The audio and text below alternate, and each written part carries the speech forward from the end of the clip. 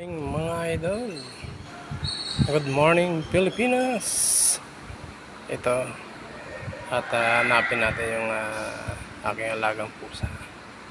Kasi kita ko yung kanina nagpapatili sa kanyang anak. Okay, so ayan mga idol, ayan yung anak ng Siberian. Nagpapadidi siya ngayon. Ayan mga idol, yan ang mukha ng Siberian, anak ng Siberian yan mga idol. Ayan ganda pala talaga ng itsura. Mailap lang ito mga idol.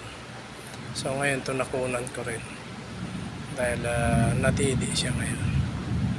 So nakunan ko rin ng malapitan kasi napakailap. Ayun, tumakbo na naman.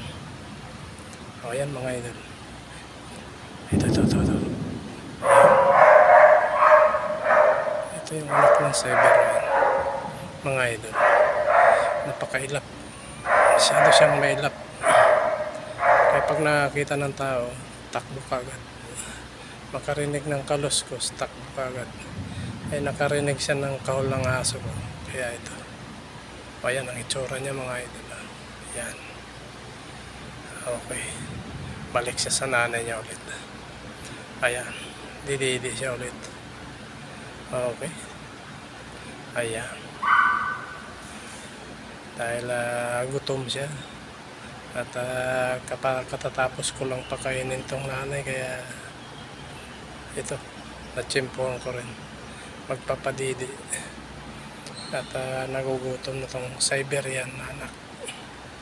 Okay, so yun lamang ang aking update sa inyo mga idol.